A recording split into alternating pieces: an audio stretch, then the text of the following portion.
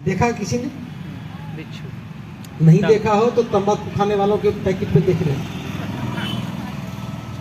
बिच्छू काटता भी है ना? किसी को काटा है?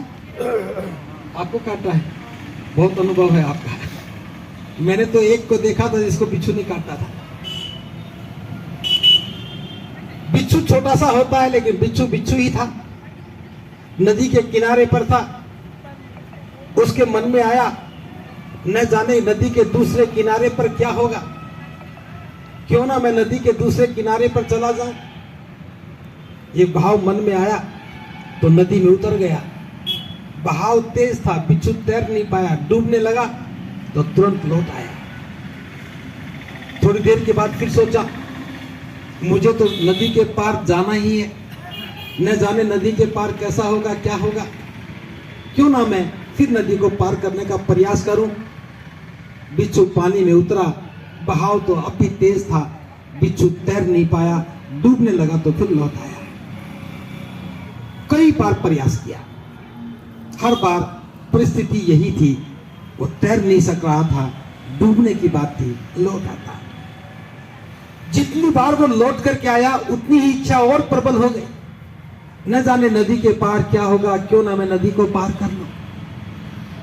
महाकारुणिक बुद्ध कहते हैं जो व्यक्ति जैसा सोचता है प्रकृति उसको वैसा ही साथ देती है। बिच्छू के मन में भाव था कि मैं नदी के पार चला जाऊं, लेकिन तैर करके नदी पार नहीं कर सकता था, लेकिन इरादा बदला नहीं, इच्छा और प्रबल होती चली गई।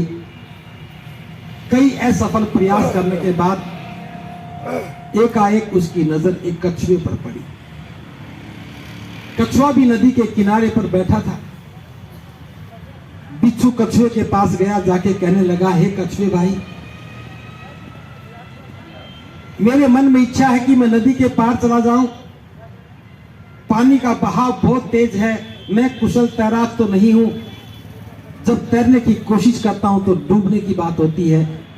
आप तो कुशल तैराक हैं, थोड़ी सी मुझ पर अनुकंपा करो, थोड़ी सी दया करो, थोड़ी सहायता कर दो तो मैं भी नदी के पार चला जाऊं।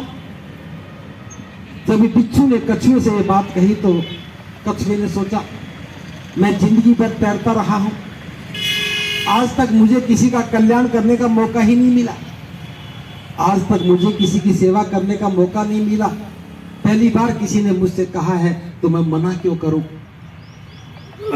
कछुए ने बड़े ही करुणा भाव के साथ बिच्छू से कहा कि आओ मेरी पीठ पर बैठो, मैं तुम्हें नदी पार करवाता हूं। बिच्छू कछुए की पीठ पर बैठ गया। जो ही कछुआ पानी में तैरने लगा, अभी थोड़ी ही दूर गया था, बिच्छू ने कछुए की पीठ पर डंक मारा। डंक लगते ही कछुए ने पूछा, हे बिच्छू भाई, तुमने मेरी पीठ पर डंक क्यों मारा? बिच्छू ने कहा कि भाई मुझसे गलती हो गई, माफ कर दो। कछुए ने कहा ठीक है, तुमसे गलती हो गई, गलती किसी से भी हो सकती है, मैं माफ करता हूं, लेकिन याद रखना ये गलती दोबारा मत करना। बिच्छू ने कहा ठीक है, मैं इस बात को याद रखूंगा, गलती दोबारा नहीं करूंगा। ये कहने के बाद कछुआ फिर आगे बढ़ा, नदी में थोड़ा और आगे बढ़ गया था। बिच्छू ने फिर डंक मारा। इस बार कछुए ने फिर कहा कि हे बिच्छू, ये बता तूने अब डंक क्यों मारा? बिच्छू ने कहा कि हे कछुए भाई, मुझसे भूल हो गई, मारना तो नहीं चाहता था लेकिन भूल गया था कि डंक नहीं मारना है, भूल हो गई, इस बार भी माफ कर दो। कछुए ने कहा चलो कोई बात नहीं, भूल भी हो जाती, इस बार भी मैंने माफ कर दिया, लेकिन याद रखना अगली बार बिल्कुल माफ नहीं करूंगा। बिच्छू ने कहा कि अगली बार मैं भूल भी नहीं करूंगा, गलती भी नहीं करूंगा, भूल भी नहीं करूंगा, बस मुझे नदी पार करवा दो। कछुआ फिर तैरने लगा और नदी के बीच में पहुंचा।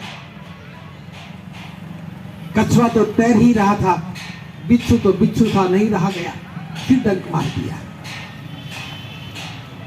तीसरी बार डंक लगा तो कछुआ रुक गया और ठहर करके कछुए ने कहा कि बिच्छू, ये बता कि तूने मुझे अब डंक क्यों मारा। बिच्छू कहता कि हे भाई, सच बताऊं, मैंने बड़ी कोशिश की कि मैं डंक ना मारूं, मैंने बड़ी कोशिश की कि डंक ना लगे, लेकिन मैं मजबूर था। मेरा स्वभाव ही डंक मारने का है। प्रयास खूब किया लेकिन रुका ही नहीं गया, डंक लग ही गया। ए भाई, स्वभाव का दोष है। मैंने तो बड़ी कोशिश की थी, मैं क्या करूं, मैं तो मजबूर था, डंक लग गया। कछुआ बहुत समझदार था।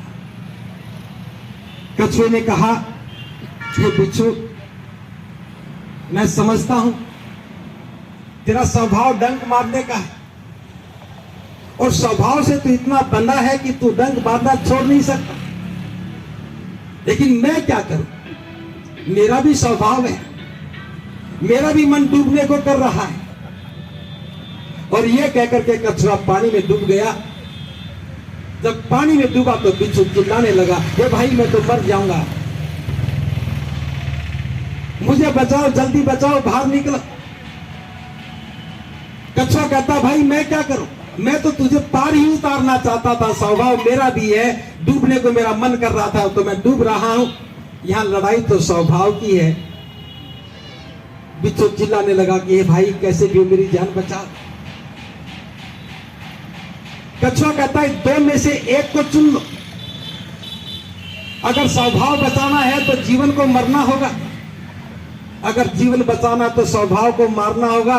दो में से एक बचेगा, फैसला तुम्हारा है। जीवन बचाना तो स्वभाव को मार लो और स्वभाव बचाना तो जीवन मर ही जाएगा।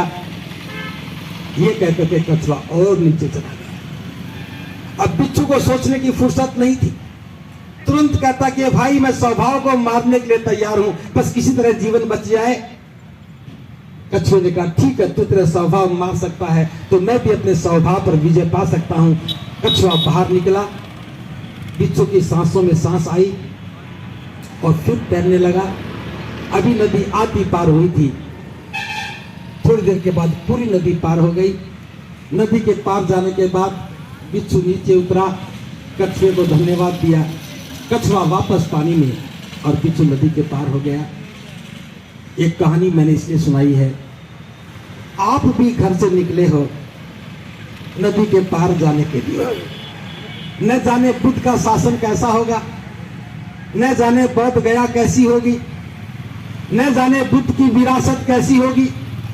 वहां जाने के बाद हो सकता है कि हमारे लिए निब्बान का द्वार खुल जाए, मेरे मन के विकार नष्ट हो जाए, चित्त निर्मल हो जाए, मेरे भी शरीर के रोग दूर हो जाएं।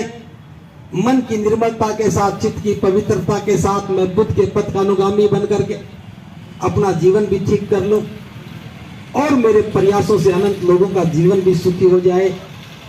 मुझे मालूम है यही सोच करके आप भिक्षु बने होंगे, लेकिन भिक्षु तो बन गए, नदी के किनारे पर भी आ गए। तैरना आता नहीं, अपने सामर्थ्य से तैर नहीं पा रहे, सहायता कछुए की लेते हो लेकिन फिर भी स्वभाव को छोड़ते नहीं। मैं ये बात इसलिए कह रहा हूं, एक स्वभाव बदल जाए तो जीवन बदल जाएगा। नहीं, ये बात भिक्षुओं के लिए नहीं, सबके लिए है, उपासकों के लिए, उपासिकाओं के लिए भी। घर से निकले स्वभाव कैसा भी रहा होगा, आप ग्रस्त जीवन में किसी भी स्वभाव में रहे होंगे, भिक्षु बनने के बाद बस एक कामना की जाती है, हम भिक्षु बनकर के जिए, भिक्षु जैसा स्वभाव हो, भिक्षु जैसा व्यवहार हो, चित्त की निर्मलता के साथ। सारे अहंकार टूटने चाहिए, क्रोध बिल्कुल पैदा नहीं होना चाहिए, हम जड़ बनकर के ना जिए, हमारे मन में असीम करुणा हो, लोगों के कल्याण की भावना हो। जब भिक्षु दुखी होगा तो किसी को सुख का मार्ग नहीं दिखा सकता। जब भिक्षु सुखी होता है तभी कोई आता कि सरदेव भंते जी मुझे भी कोई मार्ग बताएं, सरदेव भंते जी मुझे भी बताएं ताकि मैं भी अपने जीवन के दुखों से पार जा सकूं। लेकिन बहुत सारे भिक्षु ऐसे भी होंगे जो नदी के किनारे पे बैठे हैं इस उम्मीद के साथ किसी के सारे हम भी पार उतर जाएं। और मैं बता रहा हूं, मेरी बात को ध्यान से सुनना।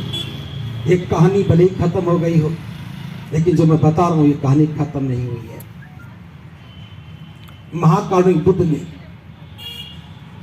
हमें बताया कि नदी को पार कैसे करना है। महाकारुणिक बुद्ध ने बताया कि कैसे दुखों से पार होना है। ये भी बताया कि अष्टांगिक मार्ग का पालन करने वाले प्रयासरत होते हैं तो निब्बान का द्वार खुल जाता है। ये भी बताया कि पारमिताओं का अभ्यास से हम निब्बान को पा सकते हैं। लेकिन अष्टांगिक मार्ग पर चलने के लिए 3 चीजें चाहिए। प्रज्ञा चाहिए, शील चाहिए, समाधि चाहिए। और प्रज्ञा, सम्यक दृष्टि के बाद ही प्रज्ञा की बात आती है। विकार नष्ट होते हैं, अंधकार खत्म होता है जब हम अपनी जड़ताओं को तोड़ते हैं, अपने मन की धारणाओं को तोड़ते हैं कि मैं तो ऐसा हूं, मुझे तो बड़ा क्रोध आ जाता है, मैं तो किसी की सुनता नहीं हूं। ये जड़ता है, और जड़ता का दूसरा नाम ही मूर्खता है। कुछ लोग जड़ हो जाते हैं, जड़ गतिशील नहीं होती। हमें अपनी जड़ें उखाड़नी चाहिए। तो महाकारुणिक बुद्ध ने जो मार्ग बनाया है, जब हमारी समझ में आएगा तब हम कछुए की तरह से कुशल तैराक बन जाएंगे। डूबने का समय भी आएगा तो डूब भी जाएंगे, लेकिन दूसरे का जीवन बचाने के लिए फिर ऊपर आकर के पार उतार देंगे। लेकिन सवाल ये है, आप भिक्षु बनकर के जियो, भिक्षु के स्वभाव में जियो, भिक्षु के व्यवहार में जियो। पूरे देश की उम्मीदें आपके पास हैं। तो महाकारुणिक बुद्ध ने हमें मार्ग दिया। इस मार्ग की सही पहचान बाबा साहब डॉक्टर अंबेडकर ने की। उन्हें लगा कि हमारे जीवन के सारे दुख बुद्ध की शरण में जाके खत्म हो सकते हैं। जीवन भर प्रयास करते रहे बाबा साहब कि हमारे जीवन के दुख दूर हो जाएं। कभी मेरे पीछे आने वाले लोग भ्रमित ना हो जाएं, ये सोच करके बाबा साहब बुद्ध की शरण में गए। पहले स्वयं बुद्ध की शरण में गए, उसके बाद हमें आह्वान किया। लाखों की संख्या में लोग बैठे थे, सारे खड़े होकर के बाबा साहब के पीछे पीछे उन्होंने शरण गमन किया। अगले दिन हमें संबोधित किया कि मुझे आज बेहद खुशी है, मैं बहुत खुश हूं, क्योंकि मुझे लगता कि आज मैं नरक से मुक्त हो गया हूं। बाबा साहब ने कहा कि मैं नरक से मुक्त हो गया हूं। आह्वान किया, जो लोग नरक के जीवन से मुक्ति पाते हैं वो बुद्ध की शरण में आ जाएं। कौन सा नरक? ये नरक जो हमें प्रतिपल कष्ट देता है, जातिगत मानसिकता, जातिगत भावना। हम जाति को जितना मजबूत करते हैं उतना ही हम जुल्मी को ताकत देते हैं वहां पर जुल्म कर सके। आज ये बोध गया की लड़ाई क्यों है? क्योंकि वहां बैठे हुए लोग नहीं चाहते कि कोई नदी के पार उतर जाए। वे लोग नहीं चाहते कि देश में समता, मैत्री, बंधुता का साम्राज्य स्थापित हो जाए। वे लोग नहीं चाहते कि करुणा, मैत्री के साथ समाज का निर्माण हो जाए। हम पर महाकारुणिक बुद्ध की अनुकंपा है, हम इस पर विजय पाएंगे। महाकारुणिक बुद्ध की विरासत केवल जमीन का टुकड़ा नहीं है, ईंट और पत्थर से बना हुआ वो ढांचा नहीं है। ये वो जगह है जहां दुनिया के कल्याण के लिए, विश्व के कल्याण के लिए सिद्धार्थ गौतम बुद्ध ने संबोधि प्राप्त की, सम्यक संबुद्ध बने, जहां से दुनिया के दुखों की मुक्ति का स्रोत खुला है। हम उस पर इस प्रकार की अमानवीय बात को स्वीकार नहीं करेंगे। क्या करेंगे? हम अपनी करुणा और मैत्री के साथ, धैर्य और निष्ठा के साथ, त्याग और समर्पण के साथ हम बुद्ध की करुणा और मैत्री को जन जन तक पहुंचाने का काम करेंगे। आप लोग यहां से बाहर भी जाएंगे, भले लोगों को पीठ पर बिठा करके पार उतारना पड़े, काम करेंगे। ये स्वभाव वहां भी काम आएगा। जब बाबा साहब ने हमें बुद्ध की शरण में जाने के लिए कहा तो बहुत सारे लोग बाबा साहब का चित्र पकड़ के बैठ गए कि हम बौद्ध तो बन गए लेकिन जाति को नहीं तोड़ेंगे। नदी के पार तो जाना है लेकिन कछुए की पीठ पर नहीं बैठेंगे। इंतजार करते हुए बैठे हैं, 68 सालों से नदी के किनारे पर बैठे हैं और बोध गया कि विरासत को कोई और लूट रहा है। हम क्यों नहीं आ सके, हम क्यों नहीं बचा सके? क्योंकि हमने अपनी पहचान नहीं बनाई। हम उसी पहचान में जी रहे हैं, हम बौद्ध बनकर के भी उसी पहचान में जी रहे हैं। और जब तक वो